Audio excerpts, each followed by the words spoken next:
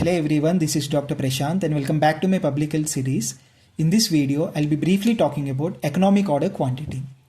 It is a fundamental concept in inventory management and supply chain optimization. It refers to the optimal order quantity a company should purchase to minimize the total inventory costs, which include ordering cost and the holding cost. EOQ is used to answer the question of how much to order. So now let's understand the meaning of these two terms. Starting with the holding cost, it is the cost of storing and maintaining the inventory. So it includes expenses like warehousing, insurance, etc. Whereas ordering cost is the cost associated with placing and receiving an order. So it includes expenses such as shipping, handling, and other processing fee. So now let's look at the relationship between the holding cost and the ordering cost. On the x-axis, you can see the quantity, and on the y-axis, you can see the cost. The orange line is nothing but the holding cost. So if you are increasing the quantity, the holding cost also will increase, right? Because if you are having more number of stock, the holding cost will also automatically increase. And similarly, if you can look at the green curve, it is the ordering cost. So if you order more items at a time, the ordering cost will decrease when compared with the multiple orders. That means if the frequency of ordering is more, then automatically the ordering cost will also increase. So what happens in this case? If the order quantity is increasing, the ordering cost is decreasing. So we can see an inverse relationship and a non-linear relationship. Whereas the holding cost, the orange line and the quantity are directly related, and we can see a linear relationship. Okay. The blue line is nothing but the total cost. It is the sum of both holding cost and the ordering cost. So now coming to the EOQ, as I already said, it is a point at which the holding cost and the ordering cost are minimal. So when holding cost is equal to ordering cost, that point is called as economic order quantity. So if you draw a perpendicular from that intersection to the x-axis, that gives us the value of economic order quantity. For example, in this case, it's around 3.2. EOQ in this case is 3.2. So now coming to calculation part by using the formula. Before that, you need to understand some terms. So first is a capital H. So it is the holding cost per unit per year. Capital S is the ordering cost, that is fixed cost per order. And capital Q is the order quantity, and capital D is the demand in units per year. So now starting with the first concept, that is the annual holding cost. It is equal to Q, that is the order quantity, divided by 2 and multiplied by H. And next is the annual ordering cost, that is the demand by quantity multiplied by ordering cost, that is capital S. Whereas total cost, as already said, we need to add both holding cost and the ordering cost. So it should be annual holding cost plus annual ordering cost.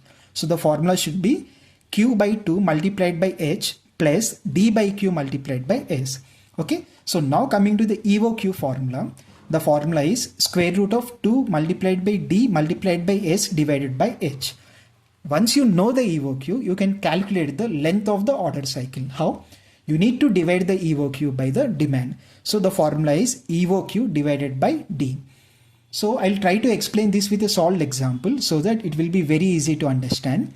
So a hospital uses 12,000 disposable syringes a year at a cost of rupees 5 each. Order costs have been estimated to be rupees 500 per order, and the inventory holding cost is estimated at 20% of the cost of a component per year. So what is the EOQ? Annual ordering cost, annual holding cost, total cost, and the length of the order cycle. So first we'll try to extract the information from the question. So it was very clearly mentioned, demand is 12,000 syringes. Okay, capital D is 12,000. And also ordering cost was given, that is S, that is equal to 500. So it was given directly. So now coming to the holding cost, which was given indirectly, they have mentioned that it is equal to 20% of the cost of a component per year. So what is the cost of a component, that is the syringe? It is rupees 5.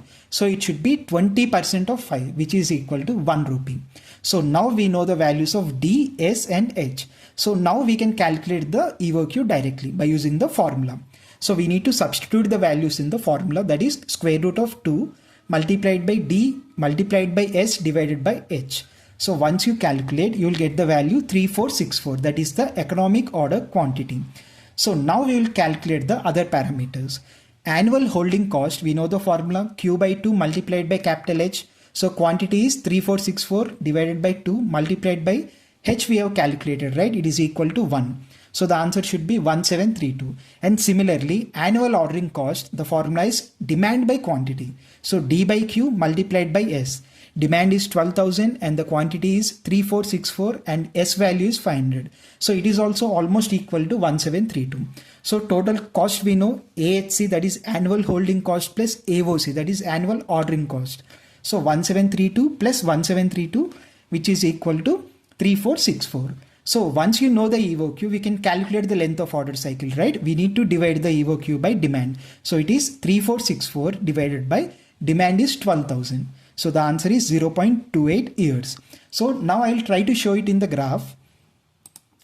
So we know the demand is 12,000 syringes, right? And the H value came to be around 1 rupee and S is around 500.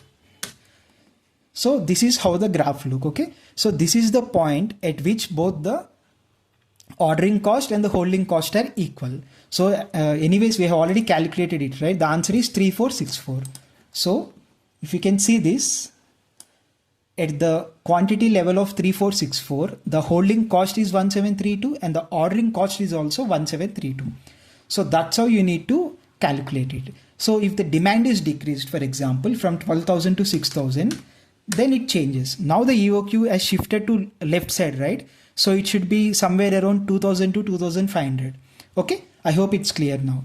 So now I have given a numerical example for practice. So you can just go through the question and try to solve it, and please post the answers in the comment section. And thank you.